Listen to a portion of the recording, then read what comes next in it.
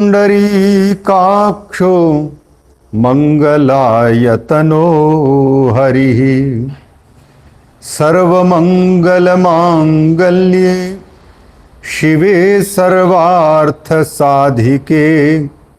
शरण्ये त्र्यंबके गौरी नारायणि नमोस्तुते। सच्चिदानंदरूपाय विश्वोत्पत्त्यादिहेतवे तापत्रय विनाशाय श्रीकृष्णाय वयं नुमः।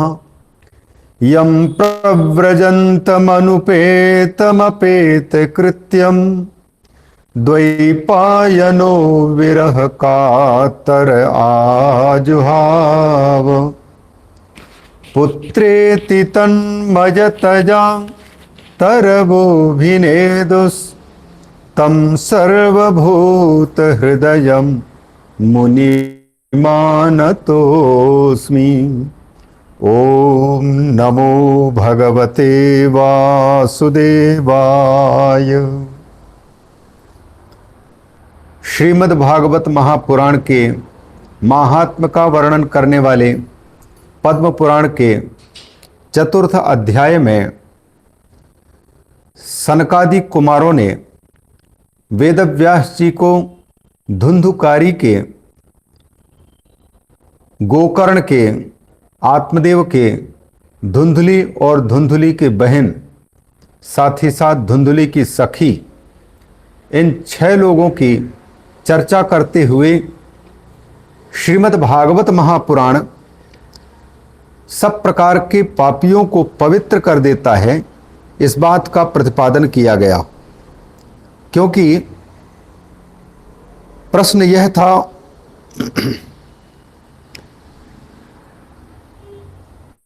सनकादियों का भी, सौनकादि ऋषियों का भी सूत जी के प्रति और नारद जी का सनकादि के प्रति प्रश्न था कि कौन कौन इससे विशुद्ध होते हैं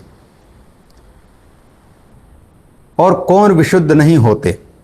इसलिए सब प्रकार के पापी श्रीमद् भागवत के आश्रय लेने मात्र से विशुद्ध हो जाते हैं, इस बात को दिखाने के लिए, अर्थात पाप शोधन के साधनों में श्रीमद् भागवत अद्वितीय साधन है, इस बात को बताने के लिए धुंधुकारी की कथा उपस्थापित की गई।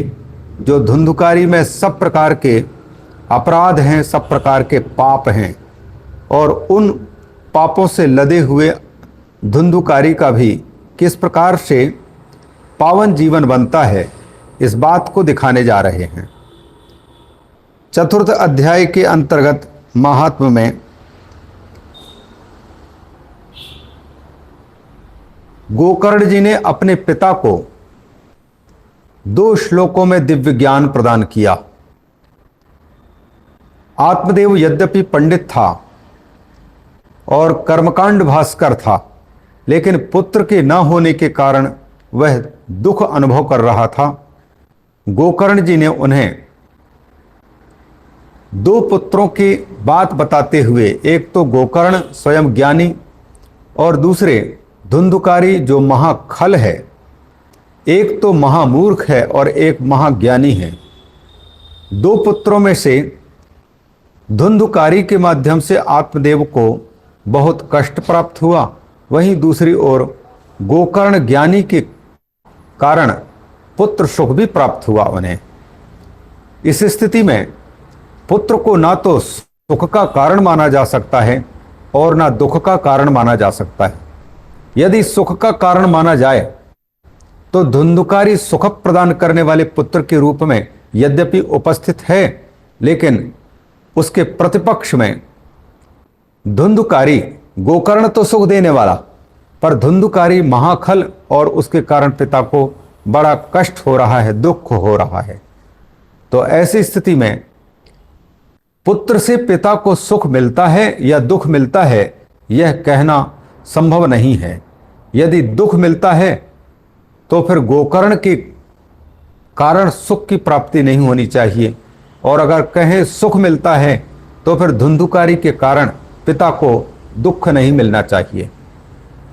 लेकिन पिता को, आत्मदेव को पुत्र के न होने पर भी दुख था और पुत्र के होने पर भी सुख और दुख दोनों एक साथ प्राप्त हो रहे हैं। इसलिए पुत्र से यह निश्चय रूप से नहीं कहा जा सकता कि सुख ही प्राप्त होता है अथवा दुख ही प्राप्त होता है। तो फिर सुख और दुख का देने वाला कौन है? बस हमारी भ्रांति। हमारी भ्रांति के कारण हम पुत्र से सुख मान लेते हैं या पुत्र से दुख मान लेते हैं। वस्तुतः यह सब अज्ञान है। अतः विवेक का आश्रय लो, ऐसा सन्यासी बाबा ने कहा था। पुत्र से यदि सुख होता तो राजा चित्रकेतु को, राजा सगर को, राजा अंग को पुत्रों के कारण दुख की प्राप्ति नहीं होनी चाहिए थी। लेकिन राजा सगर को असमंजस जैसे पुत्र के कारण बड़ा दुख हुआ। और दूसरी बात, अच्छे पुत्र जो 60,000 पुत्र मारे गए, उसका भी दुख हुआ। तो फिर पुत्र होने के बाद भी राजा सगर को दुख उठाना पड़ा। और परम धार्मिक राजा अंग अपने दुष्ट पुत्र वेन के कारण दुखी होकर के घर त्याग करके वन को चला गया। उसी प्रकार से महाराज चित्रकेतु के 1000 पत्नियों में से बड़ी पत्नी कृतद्युति के यहाँ पुत्र की प्राप्ति तो हुई, लेकिन पुत्र की मृत्यु होने पर उन्हें कई गुना दुख प्राप्त हुआ। इसलिए पुत्र आदि जितने भी नाते रिश्ते हैं संसार के, जिन्हें हम संसार में प्राप्त करते हैं, वो कभी भी सुख के हेतु नहीं हो सकते हैं। सुख या दुख के हेतु के रूप में जो कल्पना उठ रही है, वह केवल निरा भ्रम है, निरा अज्ञान है। अतः अज्ञान को हटाना जरूरी है। अज्ञान किस रूप से हमें बांध रखा है, उसको उपदेश करते हुए गोकर्ण जी ने कहा था, अभिमान जिसको अहंकार कहा जाता है, और दूसरा है ममत्व जिसको ममता कहा जाता है। ये दोनों ही के कारण व्यक्ति दुखी और सुखी होता रहता है। यदि किसी वस्तु से उसकी ममता ना हो और देह आदि में उसकी अहमता ना हो, तो व्यक्ति सहज ही सुखी ही है। इसलिए गोकर्ण जी ने कहा था, देहे स्थिमान सुरुधिरे भिमतिम त्यजत्वम। पिताजी, अब आप हड्डी, मांस और रुधिर के संघभूत इस देह में अभिमति का परित्याग कर दीजिए, अहमता का परित्याग कर दीजिए, इस देह को मैं मानना बंद कर दीजिए। और ममता का भी परित्याग करने की बात कहते हुए कहते हैं, जाया स्वतादिषु ममताम विमुंच। जो हमेशा हमेशा के लिए जाया में, पुत्र में, घर मकान में ममता बंधी पड़ी हुई है, इस ममता को भी हमेशा हमेशा के लिए परित्याग कर दीजिए। तीसरी बात कहते हैं, इदम जगत अनिशम क्षणभंग निष्ठम पश्य, पश्यानिशम जगत इदम क्षणभंग निष्ठम। ये संपूर्ण जगत क्षण भर में नष्ट होने वाला है। न्याय दर्शन के अनुसार उत्पन्नम द्रव्यम क्षणम तिष्ठति, बस क्षण भर थोड़ी देर के लिए ठहरता है और समाप्त हो जाता है। वैसे ही यह जगत बस थोड़ी देर के लिए टिका हुआ सा लगता है, बाकी ये प्रतिपल विनाश की ओर जा रहा है। अतः इस जगत को क्षणभंग समझ करके वैराग्य राग रसिको भव भक्ति निष्ठा, जब इसके असत्यत्व का भान हो जाए, जगत की क्षण तो इसके प्रति जो आसक्ति है, इसके प्रति जो सत्तत्व बुद्धि है, वह सत्तत्व बुद्धि हट जाए, इसमें मिथ्यात्व बुद्धि आते ही की हो के विशेष रूप से या तो अपने आप पहचान कर या परमात्मा की प्राप्ति करके। गो की सुंदर उक्ति के अनुसार द्वितीय श्लोक में गोकर्ण जी कहते हैं, लौकिक धर्मों का परित्याग करो और परमात्मा की प्राप्ति के लिए स्वयं धर्म के स्वरूप भूत परमात्मा को पकड़ो, उनका सेवन करो। त्यज लोक धर्मान और धर्मम भजस्व। लौकिक धर्मों का परित्याग करो। भाई भतीजा पिता आदि बन करके बहुत संसार के नाते रिश्ते निभा लिए, इनसे कुछ भी नहीं प्राप्त हुआ, इनसे केवल दुख ही मिला।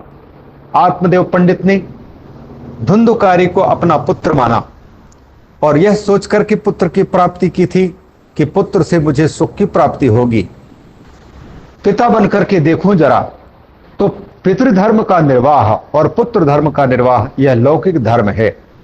लौकिक धर्म का निर्वाह करने पर भी आत्मदेव पंडित को कोई सुख की प्राप्ति नहीं हुई। इसलिए वो कहते हैं कि अब लौकिक धर्मों का परित्याग करो और जो सच्चा सुख प्रदान करने वाला है भागवत धर्म रूप परम धर्म, उस धर्म का आश्रय लो। साधु पुरुषान सेवस्व, अच्छे पुरुषों का सेवन करो जिनकी संगति में पढ़ करके भगवत भक्ति का प्रादुर्भाव हो, ज्ञान वैराग्य की प्राप्ति हो। और काम तृष्णाम जही, जितने भी कामनाएं अथवा काम माने भोग, काम्यन्ते इति कामाः तेषाम तृष्णाः, भोगों की जो तृष्णा है ये भी मिल जाए, वो भी मिल जाए, इस प्रकार की तृष्णा का परित्याग करो। जही जही काम तृष्णाम। लोग कहा करते हैं यदि तृष्णा मिटानी है तो एकमात्र कृष्ण कृष्ण का आश्रय लेना चाहिए। जो तो मिटाना चाहे जीवन की तृष्णा, सुबह शाम बोल वंदे कृष्ण कृष्ण कृष्णा, सुबह शाम बोल वंदे कृष्ण कृष्ण कृष्णा। इसी कृष्ण को यहां पर धर्म के नाम से कहा गया है, धर्मम भजस्व कह करके, अथवा धर्म माने भागवत धर्म का आश्रय लो।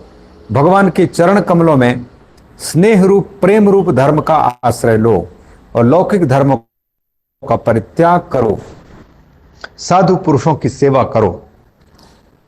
और अन्यस्य दोष गुण चिंतनम आशु मुक्त्वा, जितना जल्दी बन सके अन्यस्य दोषम अपि मुक्त्वा और गुणान अपि मुक्त्वा, ना तो किसी के दोष देखो ना किसी के गुण देखो, क्योंकि संसार में मनुष्यों के पास में जितने भी गुण और दोष होते हैं वो टेम्परेरी होते हैं, परमानेंट नहीं होते, स्थायी नहीं होते हैं। आज किसी व्यक्ति के पास में गुण होने के कारण गुणवान कहलाता है कोई, और कोई दोषी कहलाता है दोषवान होने के कारण, दोष वाला होने के कारण। लेकिन कालांतर में दोषी व्यक्ति, दुर्गुण वाला व्यक्ति सद्गुण संपन्न हो सकता है और सद्गुण संपन्न व्यक्ति दुर्गुण संपन्न हो सकता है। इसलिए किसी भी व्यक्ति के दोष देखना उचित नहीं है और ना गुण देखना उचित है। यदि दोष देखना है तो अपने दोष, और गुण देखना है तो परमात्मा के गुण देखें, क्योंकि परमात्मा के गुण कभी भी हट नहीं सकते। नवीयन्ति स्म करहिचित्, श्रीमद् भागवत महापुराण के धर्म और धरती संवाद के अंतर्गत भगवती धरती ने गौ माता का रूप धारण करके धर्म रूप बैल का रूप धारण किए हुए धर्म से कहा है, 39 गुणों का वर्णन करके कहा है कि नवयन्ति स्म करहिचित्, ये कभी भी अलग नहीं होते थे परमात्मा से। अतः परमात्मा में जो गुण होते हैं वो कभी विचलित नहीं हो सकते। परमात्मा कभी भी सामान्य व्यक्तियों की भांति गुण रहित नहीं हो सकते हैं, उनमें सदा गुण है। इसलिए उन्हीं के गुणों का गान करना यह उचित है। और दोष देखना है तो फिर दोष आत्मदोष देखना चाहिए, निज का दोष मेरे में कमी कहाँ है उसको देखना चाहिए। इसलिए गोकर्ण जी कहते हैं अन्यस्य दोष गुण चिंतनम आशु मुक्त्वा, अन्यस्य दोषम अपि आशु मुक्त्वा गुणम अपि आशु मुक्त्वा।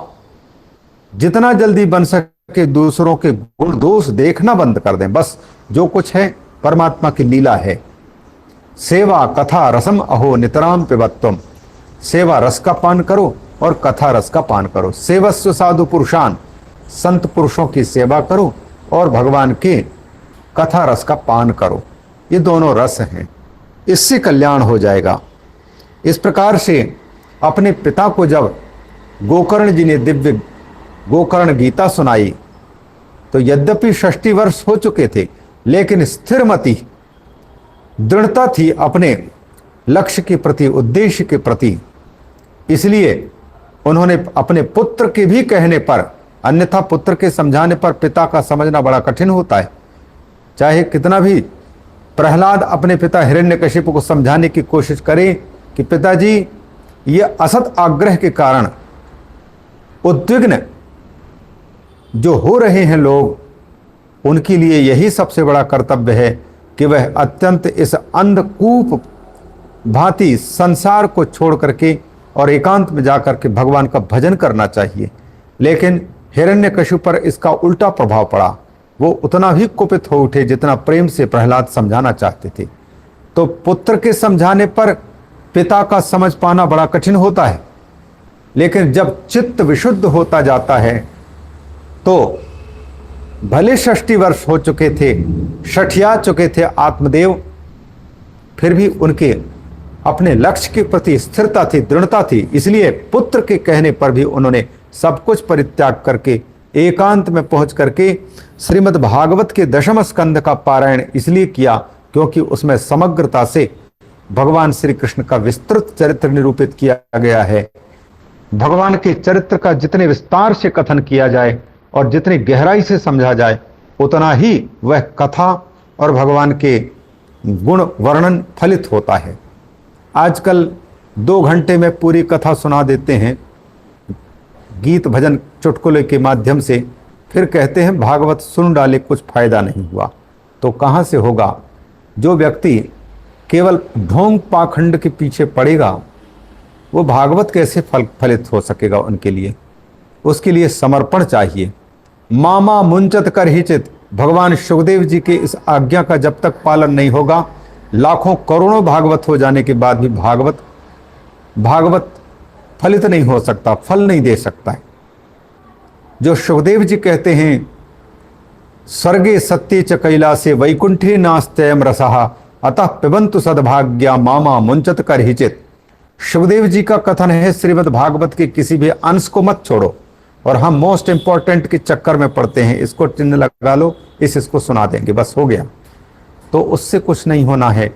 समग्रता से जब तक कि श्रीमद् भागवत रस का पान न किया जाए, तब तक ठाकुर विराजमान नहीं हो सकते।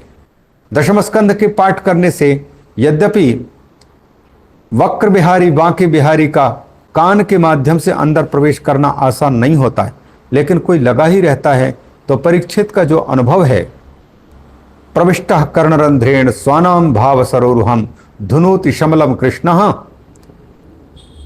सलिलस्य यथा शरथ।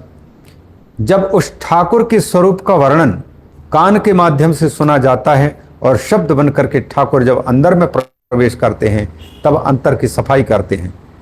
आज ना तो श्रोता सुनने को तैयार है, ना वक्ता पूरे सुनाने को तैयार है। सबके सब भाग दौड़ की जिंदगी में जी रहे हैं, दोनों के दोनों काम और फल। तब फिर श्रीमद् भागवत ये कैसे फलित हो सकता है? पंडिताहा वो तो कहते हैं गेहे गेहे जने जने काणित कारिता कणलोभेन कथा सारस्ततो गता। कथा का सार कहां से फलित होगा? जब हम कण लोभ में आकर के, दक्षिणा के लोभ में आकर के और बस शॉर्टकट में निपटा देना चाहते हैं, ना तो वक्ता को फलित हो पा रहा है। इसलिए श्रीमद् भागवत को जैसे आत्मदेव पंडित ने श्री कृष्ण के 10वें स्कंद के अंतर्गत लीला चरित्र का गहराई से पाठ किया, अध्ययन किया अर्थ अनुसंधान पूर्वक, तो वो केवल 10वें स्कंद के पाठ मात्र से श्री कृष्णम आप। शौनक जी ने जो प्रश्न किया था सूत जी से, श्री कृष्ण प्राप्तिकरम शाश्वत साधनम तद वदाधुना, अधुना तत्साधनम वद यत् साधनम श्री कृष्ण प्राप्तिकरम स्यात्। भगवान श्री कृष्ण की प्राप्ति कराने में अप्रतिम हो ऐसे साधन का वर्णन करो। तो वह साधन श्रीमद् भागवत है, जिस श्रीमद् भागवत के केवल 10वें स्कंद का करके और आत्मदेव को श्री कृष्ण की प्राप्ति हो गई। एवं सुतोक्ति वशतोपि गृहं विहाय यातो वनम स्थिरमतिर् गत 60 वर्षः युक्तो हरेरनुदिनं परिचर्ययासौ श्रीकृष्णमापनियतं 10मस्य पाठात्। केवल 10वें स्कंद के पाठ करने मात्र से श्री कृष्ण की प्राप्ति हो गई। मतलब श्री कृष्ण का स्वरूप आत्मदेव पंडित को प्राप्त हो गया। इस प्रकार से यह चतुर्थ अध्याय के अंतर्गत वर्णित किया गया था। अब पंचम अध्याय में धुंधुकारी का शेष उपाख्यान आत्मदेव चरित, गोकर्ण चरित और धुंधुली के चरित शेष भाग दिया जा रहा है। सूत जी कहते हैं, पितर्युपरते तेरं जननी ताडिता भृशं क्ववित्तं तिष्ठति ब्रूहि हनिष्ये लत्तया नचेत। पितरी उपरते, जब पिताजी उपरत हो गए अर्थात गृह त्याग करके गंगा जी के तट में बैठ करके दशम स्कंद का पाठ करते हुए देह त्याग करके और भगवत रूपता को प्राप्त हो गए, तब धुंधुकारी जो घर में रह गया था उसने अपनी मां को सताना प्रारंभ किया। तेन जननी भृशम ताडिता, उसने अपनी मां को बहुत पीटा, बहुत सताया और सताते हुए पीड़ित करते हुए धुंधुकारी ने अपनी मां से कहा, ब्रूहि क्ववित्तम तिष्ठति, बता धन कहां रखा है, कहां है। यदि नहीं बताती तो फिर हनिष्ये लत्तया, लत्ता से मारूंगा। लत्ता का तात्पर्य हिंदी अनुवादकारों ने जलती लकड़ी किया है। लत्ता वैसे लोक में अगर लौकिक दृष्टि देखें तो लात से मिलता जुलता शब्द है। लातों से खबर लूंगा यह अर्थ निकल सकता है, पर जलती लुआठी के अर्थ में यहां लत्ता शब्द का प्रयोग है। लत्तया हनिष्ये माने जलती लुआठी से मैं खबर लूंगा, यह धुंधुकारी ने कहा। इस प्रकार से तदवाक्य संत्रासात जनन्या पुत्र दुखता कूपे पातः कृतः रात्रौ अथचा सा निधनं गता। पुत्र के बहुत सताने पर धुंधुली ने पुत्र से दुखित होकर के रात के समय पर कुएं में कूद करके अपने आप की हत्या कर ली। कूपे रात्रौ पाता कृता तेन सा निधनं गता, और वह मृत्यु को प्राप्त हो गई। यद्यपि इस प्रकार की मृत्यु से सदगति नहीं होती है, पर इसकी गति और दुर्गति या सदगति का कुछ वर्णन नहीं आया है। केवल धुंधुकारी के अत्याचारी होने के कारण और पापों की बहुलता होने के कारण ऐसे पापी के पवित्र होने का वर्णन करना है, इसलिए धुंधुकारी का मुख्य रूप से चरित्र निरूपित किया गया है। अन्यथा धुंधुली ने भी अपने पति को धोखा तो दिया है, इसलिए उसकी भी दुर्गति अवश्य हुई होगी, पर सूत जी ने उसका वर्णन यहां नहीं किया है। इस प्रकार जब धुंधुकारी के द्वारा बहुत घर में अव्यवस्था फैला दी गई और धुंधुकारी के पिता भी चले गए, धुंधुकारी की मां भी मृत्यु को प्राप्त हो गई। कुछ दिनों तक रह करके गोकर्ण ने अपने भाई धुंधुकारी को सदुपदेश देकर के समझाने की कोशिश की, लेकिन गोकर्ण की बात धुंधुकारी बिल्कुल सुनना नहीं चाहता था। उसे तो इस बात का अभिमान है कि गोकर्ण मुझसे छोटा है, 3 महीने छोटा है वो, और दूसरी बात एक गायक का पुत्र है और धुंधुली का पुत्र होने के नाते धुंधुकारी को और बड़ा होने के नाते इस बात का अभिमान है कि मैं तो बड़ा हूं, मैं किसी की बात क्यों स्वीकार करूं। तो हित की बात बताने पर भी धुंधुकारी को वह बात पसंद ना आई। तब गोकर्ण ने विचार किया, मेरा जो कर्तव्य था मैंने समझाने की कोशिश की, लेकिन आग्रह छोड़ करके किसी को समझाना चाहिए कि हमारी बात कोई व्यक्ति माने ही। इस प्रकार का आग्रह रख करके यदि हम किसी को समझाने की कोशिश करेंगे तो विपरीत फल मिलेगा, अर्थात हम स्वयं दुखी होंगे, क्योंकि हमारा आग्रह रहेगा हमारी बात माने, और नहीं मानने पर हमको दुख प्राप्त होगा। इसलिए आग्रह मुक्त होकर के माता पिता को अपने पुत्रों और पुत्रियों को सदुपदेश करना चाहिए, सच्चे मार्ग पर लगाना चाहिए, लेकिन वो माने ही। ऐसा मान करके यदि उपदेश देते हैं तो माता पिता को कष्ट मिलता है, वो दुखी होते हैं। गोकर्ण जी ने अपने भाई को इसी ढंग से समझाने की कोशिश की, लेकिन धुंधुकारी जब नहीं माना तो फिर गोकर्ण तीर्थ यात्रायाम निर्गतो योग संस्थितः न दुःखम न सुखम तस्य न वैरेनापि बांधवः। गोकर्ण योगी थे, योगनिष्ठ थे, इसलिए योग संस्थ होकर के वो घर से निकल पड़े यात्रा के बहाने। यात्रार्थम निर्गतः गेहात्। उसको न तो कहीं विपरीत परिस्थितियां मिलने पर दुख हो रहा है और ना अनुकूल परिस्थितियां प्राप्त होने पर सुख हो रहा है। न उसके कोई अपने हैं न कोई पराये हैं, न बैरी है न मित्र है, न कोई बंधु है और न कोई पराया है। धुंधुकारी गृहे तिष्ठत पंचपण्यवधूव्रतः अत्युग्र कर्म कर्ता च तत्पोषण विमूढ़धीः। अब अकेले धुंधुकारी घर में रह गया। प्रतिष्ठित धुंधुकारी पंचपण्य वधु व्रतः, 5 पण्य वधु, पण्य वधु माने खरीद करके जिनको हम प्राप्त कर सकें ऐसी स्त्रियां अर्थात वैश्याएं। पण्य है वो पण के द्वारा आपण में मिलते हैं। पण समाने के जो नाणक समर्पित किया जाता है, पणाहा पैसा समर्पित करके पण व्यवहारिक जो लेन देन करके जो प्राप्त होती हैं उनको पण वधु कहा जाता है। और 5 पण्य वधु थे उनकी, 5 वैश्याएं। उन वैश्याओं से घिरे रह करके घर में अकेला रहने लग गया।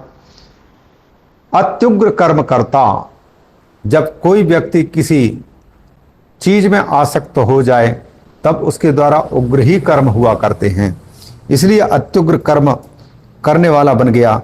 और उनके पोषण के लिए उनकी बुद्धि अत्यंत कुंठित हो गई, विमूढ़ हो गई। तत्पोषण विमूढ़धी ही, तत् मन तासाम पंचपण्यवधूनाम पोषणेन विमूढ़ाधीर यस्य। उनके पोषण के लिए, पोषण के निमित्त 5 वैश्याओं के पोषण के लिए जिनकी बुद्धि अत्यंत विमूढ़ हो चुकी हो, ऐसा धुंधुकारी हो चुका था, वह घर में अकेला रह रहा है। एक दिन की बात है, ये 5 पण्य वधू जो कुलटा थी, कुलानी अटंती स्वात्मभोगार्थम, अपने भोग के लिए, पैसे के लिए, देह विक्रय के लिए जो हर कुल में अटन करती हैं, पर्यटन करती हैं, चाहे ब्राह्मण हो, क्षत्रिय हो, वैश्य हो, शूद्र हो, कोई हो, उनको तो देह व्यापार से मतलब है, तो उनको कुलटा कहा जाता है। ऐसे जो पंच पण्य वधू थी, कुलटाएं थी, वैश्याएं, उन्होंने भूषणानि अभिलिप्सवः, उन्होंने विचार किया कि हमें कुछ अच्छे आभूषण मिलने चाहिए। तो एक दिन भूषणों के आभूषण प्राप्त करने की इच्छुक जो कुलटाएं थी, तदर्थम निर्गतो गेहात्, अब उनको खुश करने के लिए जो स्त्रियां नए आभूषण चाहिए, किसी को कंगन, किसी को कुंडल, किसी को चूड़ामणि, किसी को करधनी, नाना प्रकार के आभूषण चाहिए, इसलिए उन स्त्रियों को भूषण अभिलिप्सु जान करके धुंधुकारी घर से निकले। तदर्थम निर्गतो गेहात् कामांधो मृत्युम अस्मरन, मौत सिर पर नाच रही थी लेकिन उनको अपनी मौत नहीं दिखाई दे रही। संसार में आसक्त लोगों की यही स्थिति होती है, मोहासक्त व्यक्ति के चित्त में यही स्थिति होती है। काम इतना अंधा बना चुका होता है कि उस अंधे को सिर पर नाचती मौत दिखाई नहीं देती है। तदर्थम निर्गतो गेहात् कामांधो मृत्युमस्मरन यतस्ततश्च संहृत्य वित्तम वेश्म पुनर्गतः। इधर उधर से उन्होंने धन एकत्रित किया जिस किसी तरह से, और धन एकत्रित करके धुंधुकारी वेश्मगतः अपने घर को फिर वापस लौटा। ताभ्यो यच्छत्सु वस्त्राणि भूषणानि कियन्ति च। फिर ताभ्यः पंचपण्य वधूभ्यः तासाम इष्टानि वस्त्राणि अभीष्टानि आभूषणानि च प्रायच्छत्। उनके अभिलषित वस्त्र दी, उनके अभिलषित आभूषण अलंकार उनको समर्पित किया, बहुत पैसा दिया और इसके बाद फिर चले गए। बहुवित्त चयम दृष्टा रात्रौ नार्यो व्यचारयन। उन्होंने देखा इतने महंगे महंगे चीजें लाई है, वस्त्र लाए हैं, पैसा लाया है, और इतनी बड़ी संपत्ति एकत्रित हो चुकी है। अब इस संपत्ति का कहीं हमारे हाथ से वियोग न हो जाए, कहीं ऐसा ना हो कि लग जाए, राजपुरुषों को यह ज्ञात हो जाए कि गोकर्ण के पास और पैसा से प्राप्त, तो राजपुरुषों के द्वारा यदि किया गया तो वह धन राजकोष में जा। इसलिए इन वैश्याओं को चिंता होने लग गई और उन्होंने रात के समय पर बहुवित्तचयम दृष्ट्वा व्यचारयन, बहुत संपत्ति को देख करके, बहुत चोरी के माल को देख करके रात में इन वैश्याओं ने विचार किया। क्या विचार किया? असौ रात चौर्यम करोति नित्यम अतो राजा ग्रहीष्यति। ये रोज के रोज चोरी का काम करता है, यदि किसी दिन राजा को पता लग गया तो राजपुरुषों के द्वारा यह अधिगृहित हो जाएगा, गिरफ्तार कर लिया जाएगा और यह कारागार में बंद कर दिया जाएगा। साथ ही साथ इस घर में जब छापा मारी पड़ेगा, राजपुरुषों के द्वारा जब निरीक्षण किया जाएगा, तो ये संपत्ति भी सरकार के राजकोष में जा सकता है। इसलिए उन्होंने विचार किया, वित्तम हृत्वा पुनश्चैनम मारयिष्यति निश्चितम। धन तो लेगा ही लेगा राजा, साथ ही साथ इसको मार भी डालेगा या जेल में डाल देगा। अतः हम लोगों को कुछ ऐसा उपाय करना चाहिए ताकि धन हमारे पास में रह जाए, राजा के पास में न जाने पावे। तो इसके लिए क्या किया जाए? बोले इतना पैसा जिसने इकट्ठे किया है इसी को खत्म कर दें। अतः अर्थगुप्तये, धन की रक्षा के लिए, गुप्ती के लिए, गूढ़म अस्माभि किन्नहन्यते, जब एक दिन राजा इनको गिरफ्तार करके मरवा ही डालेगा और पैसा वो ले लेगा, इससे अच्छा क्यों ना हम स्वयं मिलकर के और इस अत्यंत धन के आग्रही कामांध को हम मार डालें और हमको कम से कम पैसा तो मिल जाएगा, धन तो मिल जाएगा।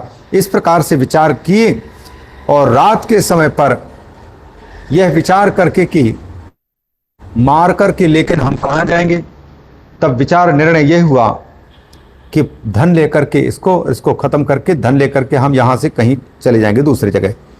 एनम निहत्य अर्थम गृहीत्वा च यत्र कुत्रचित वयम यास्यामः। इसको मार डालें और मार करके धन लेकर के हम इस जगह को छोड़ करके जहां कहीं भी वहां चले जाएंगे। इतिता निश्चयम कृत्वा सुप्तम संबद्ध रश्मि भी, यह निश्चय किया उन कुलटाओं ने और रात के समय पर रस्सियों से उस सोए हुए धुंधुकारी के शरीर को बांधा और बांध करके और मुंडेर पर, घर की छज्जा पर लटका करके मारने की कोशिश की। सुप्तम संबद्ध रश्मि भी पाशम कंठी निधायास्य तन मृत्युम उपचक्रमुहु, कंठ में फांसी लगा दी और फांसी लगा करके उसको मारने की पूरी कोशिश की, लेकिन त्वरितम न ममार असौ, वह जल्दी मरा नहीं। बंगाल में तारातारी, ताराहुरु, ये दो शब्द प्रसिद्ध हैं। तारातारी ये त्वरितम शब्द का, और हिंदी में तुरत शब्द है। त्वरितम माने तुरत, तुरत वो जब नहीं मरा तब ताह कुलटाह चिंता युक्ताह अभवन, उनको बहुत चिंता होने लग गई कि किसी ने देख लिया, हमको रस्सी बांध करके फांसी लगा करके इनको मारते हुए देख लिया, तब तो फिर हमारी भी दुर्गति हो सकती है। तब उन्होंने जल्दी जल्दी उस पापी के नहीं मरने पर चूल्हे में जो गर्म अंगार थे, गर्म अंगार निकाले और उसके मुख में निचिक्षिपुः तप्तांगार समूहांश्च तन्मुखे ही विचिक्षुपुः, उसके मुख में जलते अंगार डाल दिया। अग्निज्वालाति दुःखेन व्याकुलो निधनं गतः, अत्यंत अग्नि की ज्वाला से तड़पते तड़पते व्याकुल होकर के वो निधन को प्राप्त हो गया, मृत्यु को प्राप्त हो गया, मर गया। और उन वैश्याओं ने उस मृत शरीर को फिर तम देहम मुमुचुः गर्ते, एक विशाल गड्ढा बनाया, उस गड्ढे में उन वैश्याओं ने उसके शरीर को रख दिया। और सूत जी कहते हैं साहसिक प्रायः साहसिका स्त्रियः, क्रूर कर्म करने में स्त्रियां, विशेषतः कामिनी स्त्रियां, जिनको धन की कामना है और जिनको देह व्यापार की कामना है, ऐसी स्त्रियों का कभी विश्वास नहीं किया जा सकता, क्योंकि वो अत्यंत क्रूर कर्म करने के साहस रखने वाली होती हैं। प्रायः साहसिका स्त्रियः न ज्ञातम तद रहस्यम तु केनापीदम तथैव च, और यह रहस्य किसी को ज्ञात नहीं हुआ। तद रहस्यम न केनापि इदम तथैव ज्ञातम, यह किसी को पता न चला। लोगों ने पूछा कि तुम्हारे पतिदेव कहाँ गए, आजकल दिखाई नहीं दे रहे हैं। तो लोकैः पृष्टाः वदन्ति स्म दूरम यातः प्रियोहिनः, उन सबको बताते हुए इन कुलटाओं ने कहा कहीं पैसे के लालच थे, उसको पैसों की जरूरत पड़ती थी, कहीं दूर विदेश में चला गया है, इस कारण से वो नहीं दिखाई दे रहा है। न प्रियः दूरम यातः इति वदन्ति स्म, इस प्रकार से उत्तर दे दिया करती थी ये 5 कुलटाएं। साथ ही साथ यह भी सांत्वना दे देती थी आगमिष्यति वर्षेस्मिन् वित्तलोभ विकर्षितः, धन का लालच है और इसीलिए गया है, वो जल्दी ही वापस लौटेगा, इसी वर्ष में वो वापस अस्मिन् एव वर्षे आगमिष्यति, इसी वर्ष में वो आ जाएंगे। बड़ी सुंदर बात कहते हैं सूत जी, विशेषतः यह प्रत्येक स्त्री के लिए नहीं है, इसलिए कोई स्त्री इनको गलत न समझे। ये उन स्त्रियों के लिए निंदात्मक वचन हैं जो स्त्रियां धन की लालची होती हैं और धन के लिए भाई पति पुत्र आदि को भी मरवा सकती हैं। उसी प्रकार से काम लालची होती हैं, क्योंकि काम और कांचन, कंचन और कामिनी, कंचन और काम, ये 2 चीजें बड़े खतरनाक होते हैं। काम के कारण भी सारे अपराध होते हैं और कंचन के कारण, कांचन स्वर्ण धन दौलत के कारण भी बड़े बड़े घटनाएं दुर्घटनाएं हुआ करती हैं। तो ये जो कामनियां हैं, धन की कामना रखने वाली और देह व्यापार की कामना रखने वाली, ऐसी स्त्रियों के बारे में सूत जी कहते हैं स्त्रीणाम नैव तु विश्वासम दुष्टानाम कारयेद बुधः, बुधः दुष्टानाम स्त्रीणाम विश्वासम नैव कारयेत, नैव कारयेत मतलब न कुर्यात, कारयेत ये ऋच का प्रेरणार्थक अर्थ नहीं है, बल्कि स्वार्थ में ऋच है। न कुर्याद इत्यर्थः, दुष्ट स्त्रियों पर विद्वान पुरुष को कभी भी विश्वास नहीं करना चाहिए। दूषित जो हो चुकी हैं, जो कामग्रस्त हैं, जो धन के लालची हैं, ऐसी स्त्रियों का विश्वास नहीं किया जा सकता। जैसे इन 5 कुलटाओं ने धन के लालच में आकर के अपने पतिदेव धुंधुकारी को मार डाला। इस कारण से विश्वासे नैव विश्वासे यह स्थितो मूढ़ा सदुःखैः परिभूयते, सूत जी कहते हैं यदि हमारी बात पर विश्वास ना किया और उन स्त्रियों के विश्वास में आ गया तो फिर वो मूढ़ बार बार दुखों से दबोचा जाएगा। दुःखैः परिभूयते सुधामयम बचो यासाम कामिनाम रसवर्धनम, जिन स्त्रियों के मुख में तो अमृत टपकते जैसी बातें होती हैं, मीठी मीठी, कामियों के काम को रस बढ़ाने वाले, उनके चित्त को लुभाने वाली बातें होती हैं, लेकिन हृदयम छुरधाराभम, तेज तीखे छुरे की धार की भांति जिनके हृदय हो, ऐसी स्त्रियों का को नाम योषिताम प्रिय, को नाम योषिताम, ऐसे स्त्रियों का प्रिय कौन हो सकता है। जिस धुंधुकारी ने पैसा ला करके दिया, श्रृंगार ला करके दिया, वस्त्र ला करके दिया, भरण पोषण किया, उसी को धन के लालच में आकर के इन 5 कोलटाओं ने, इन कामनियों ने मार डाला। इसलिए कहते हैं प्रिय को नाम योषिताम, जो योषित हैं, जैसे पूतना योषित्वा और शूर्पणखा योषित्वा आगता, स्त्री का रूप धारण करके ये दोनों उपस्थित होते हैं, तो ऐसी स्त्रियों पर विश्वास नहीं किया जा सकता। जो राम जी को छलने के लिए उपस्थित हुई हो, या कृष्ण को दुग्ध पिलाने के बहाने मारने के लिए छल करने आई हुई हो, ऐसी योषिताओं को कोई भी प्रिय नहीं होता है। संहत्य वित्तम संहृत्य वित्तम तायाता कुलटा बहुभर्त्रिका धुंधुकारी बहुवाथ महान प्रेतः कुकर्मतः। इस प्रकार से ताह कुलटाह बहुभर्त्रिकाः, कोई एक भर्ता तो होते नहीं है, ये तो कुलटाएं हैं, वैश्याएं हैं। वैश्याओं के तो अनेकों पति होते हैं, अनेक भर्ता होते हैं जो भरण पोषण करते पैसे दे करके। तो बहुभर्त्रिकाः कुलटाः वित्तम संहृत्य याताः, पैसा उठाया, धन दौलत लिया और वहां से वो चली गई। और इधर में अब धुंधुकारी घर में अकेला रह गया। धुंधुकारी जो मर करके प्रेत बना, वह अब घूमना शुरू हुआ। धुंधुकारी बभूव अथ महान प्रेतः कुकर्मतः। क्यों बना प्रेत? सूत जी कहते हैं कुकर्म के कारण। जो माता पिता के आज्ञा का पालन न कर पाते हों, शास्त्र की आज्ञा का पालन न कर पाते हों, गुरु आज्ञा का पालन न कर पाने के कारण जो कुकर्मरत हो चुके हैं, वे लोग मरने के बाद में प्रेत योनि को प्राप्त होते हैं। क्योंकि यहाँ वचन है कुकर्मतः प्रेतः बभूव। कुकर्म करने के कारण, माता पिता को दुखी करने के कारण और माता पिता की संपत्ति को नष्ट करने के कारण धुंधुकारी महान प्रेतः बभूव, बहुत भयंकर प्रेत बना। वात्यारूपधरो नित्यम धावन 10 दिशोंतरम। अब क्योंकि भूत प्रेत पिशाच आदि का शरीर वायवी शरीर होता है, तो वात्यारूपधरः, वात्या वैसे कहते हैं विशाल जो बवंडर उठता है, तूफान आदि, उसको वात्या बोलते हैं।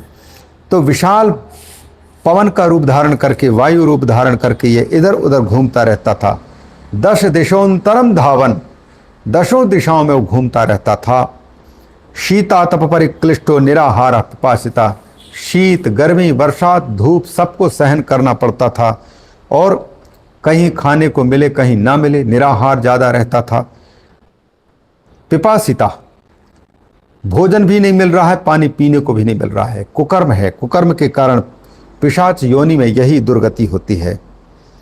इधर उधर भटक रहा है 10 दिशाओं में, कहीं भी उसको एक जगह टिकने के लिए स्थान नहीं मिल रहा है, ठिकाना नहीं है। न लेभे शरणम क्वापि हा दैवेति मुहुर्वदन। बार बार अपने भाग्य को कोसता रहता था, हाय रे किस्मत, हाय रे किस्मत, हाय मेरा दुर्दैव, हाय मेरा दुर्भाग्य, मैं भटक रहा हूं, ना पानी पीने को मिल रहा है, ना भोजन मिल रहा है। मैंने अपने कर्म का दुष्परिणाम पाया, उसी की दुर्गति, उसी के कारण मेरी दुर्गति हुई है। न लेभे शरणम क्वापि, कहीं भी उसको ठहरने की जगह नहीं मिल रही है। इस प्रकार से कियत कालेन गोकर्णो मृतम लोकात अबुध्यत।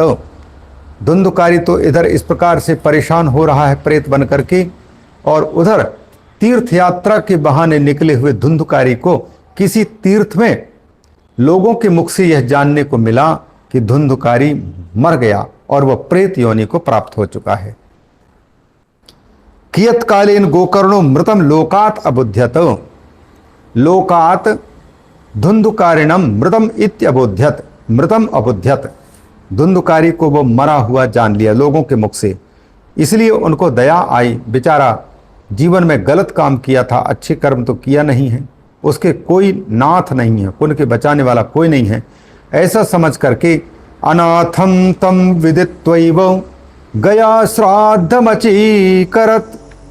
सीधे जैसे ही पता चला गोकर्ण को, तो वो सारी तीर्थ यात्रा बंद करके गया जी में श्राद्ध करने के लिए चला गया। अपने भाई की सदगति, भाई वही है जो अपने भाई को दुर्गत होने से बचावे। गोकर्ण आदर्श भाई है, इसलिए भरे धुंधुकारी बिगड़ा हुआ है, पर उसकी सदगति के लिए स्वयं गया जी में जाकर के श्राद्ध किया।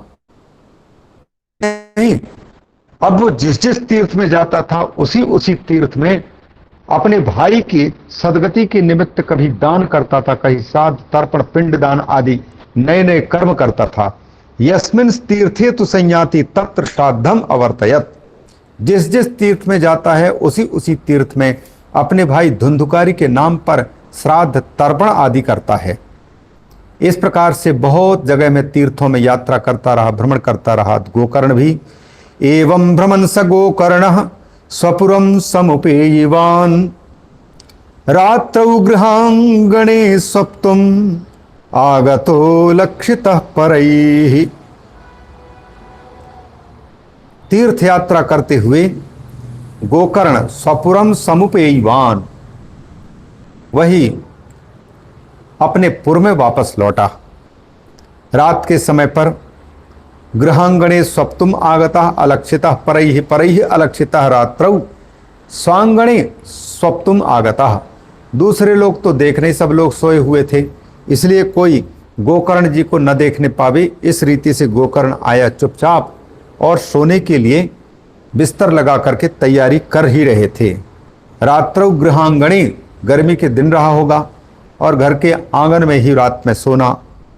वो स्वप्तुम आगता, किसी ने उसको देखा नहीं। परैः अलक्षिता तत्र सुप्तम सविज्ञाय धुंधुकारी स्वबांधवम निशीथे दर्शयामास महारौद्र तरम बपुः।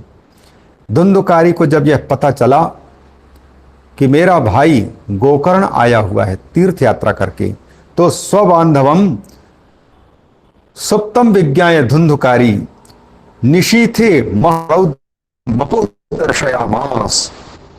सोने को तैयार था बट लेटा ही हुआ था, नींद आने वाली थी, तब तक वही प्रेत बना हुआ धुंधुकारी अत्यंत रुद्र रूप धारण करके सामने अपना रूप दिखाना शुरू किया। वो कैसा रूप दिखाई देता था? सकृन्मेषः, कभी तो वह भेड़ का रूप धारण करके दिखाई देता था।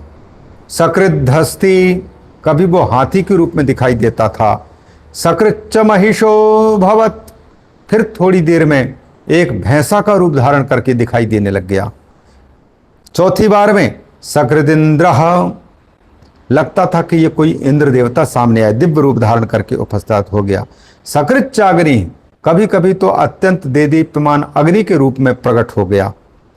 और अंत में फिर वो पुरुष का रूप धारण करके धुंधुकारी के सामने दिखना शुरू किया। प्रेत है, वायु रूप है, इसलिए वो जैसा चाहे वैसा रूप धारण कर लेता है।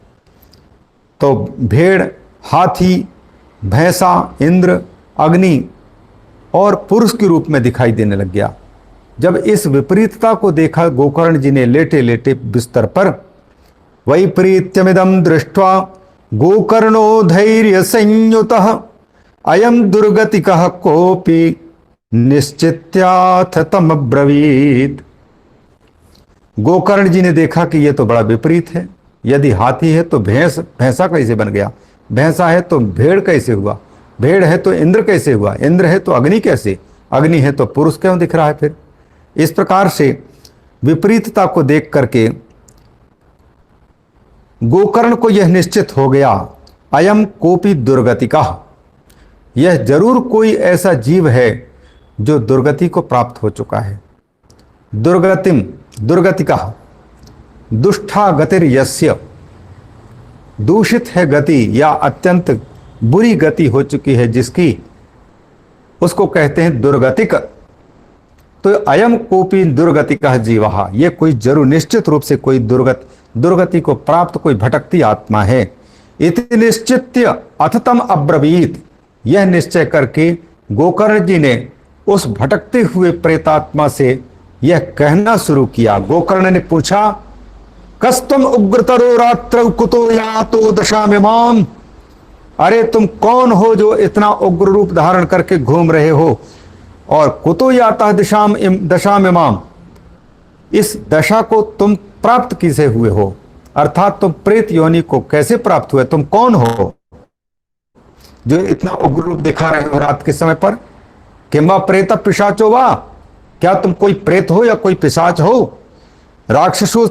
राक्षसोसी संसना, अथवा कोई राक्षस हो, यह हमें बताओ। इस प्रकार से गोकर्ण जी ने पूछा। आज इतना तक ही रखते हैं। गोकर्ण के पूछने पर ये प्रेत जो उत्तर देगा उसको 25वें श्लोक से आगे देखेंगे। 5 मिनट पहले से हम छोड़ रहे हैं ताकि आप श्रोताओं को कुछ कहने का अथवा कुछ पूछने का अवसर प्राप्त हो सके। जिज्ञासाओं के लिए 5 मिनट का समय आप सबके सामने उपस्थित है। हरि ओम। पूर्णमदः पूर्णमिदं पूर्णात् पूर्णमुदच्यते पूर्णस्य पूर्णमादाय पूर्णमेवावशिष्यते। ओम शांति शांति शांति।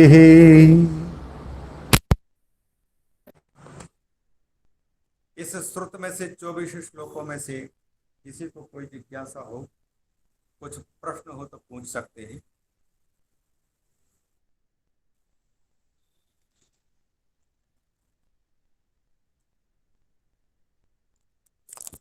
महाराज जी, भृशम का मतलब क्या? भृशम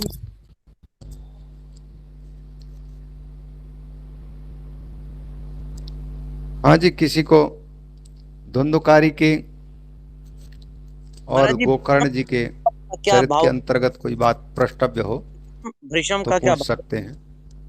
हाँ, भृशम का क्या भाव हुआ? भृशम किसका? फिर एक शब्द आया ना, भृशम। कौन सी जगह पर? हाँ, वो कौन कौन से भृ- श्लोक में? श्लोक तो महाराज याद नहीं आ रहा। वो भृशम एक शब्द आया था वहां अपने तो। क्या भृशम तुंदुकारी? का अर्थ होता है, भृशम माने बहुत होता है। जैसे भृशम तप्तोस्मि, मतलब बहुत तपा हुआ हूं। भृशम दुखितोस्मि, मैं बहुत ज्यादा दुखी हूं। माने अतिशयन के अर्थ में भृश शब्द का प्रयोग होता है। माने अत्यंत अत्यंत अर्थ होता है। भृशम तप्ता माने बहुत तपा, अत्यंत तपा हुआ हूं, अत्यंत दुखी हूं। भृशम दुखिता, भृशम तप्ता, भृशम क्रुद्धा, भृशम रुग्णः, मतलब बहुत ज्यादा रोगी है, ऐसा होता है। माने आत्यंतिक अत्यंत अर्थ को दर्शाता है, अतिशयन अर्थ को दर्शाता है भृशम शब्द।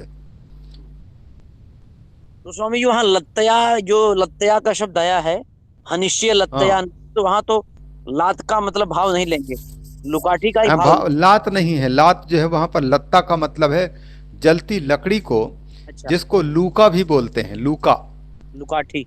तो लूका, लूका के अर्थ में लत्ता शब्द का प्रयोग कहीं आया होगा, उसके अनुसार ये हो सकता है टीकाकारों ने दिया होगा, तभी ये अनुवाद वैसा ही किया गया है। हनिश्य लत्तया नचेत, यदि धन कहाँ है बताओ, अगर नहीं बताओगी तो फिर लत्तया हनिश्य, लुआठी से, जलते अंगार से, जलते लुआठी से मैं खबर लूंगा, मारूंगा, ऐसा वो भाव है उसका।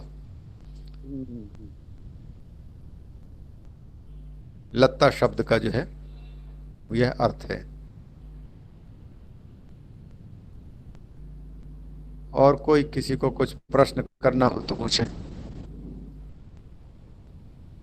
कहीं स्पष्ट नहीं हुआ हो।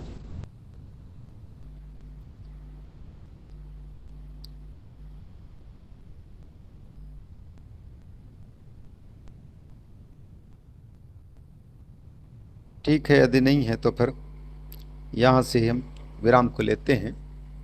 फिर ठीक 10 बजे हम लोग विराम कर लें, ताकि सब लोगों को शयन का भी, विश्राम का भी अवसर मिल सके।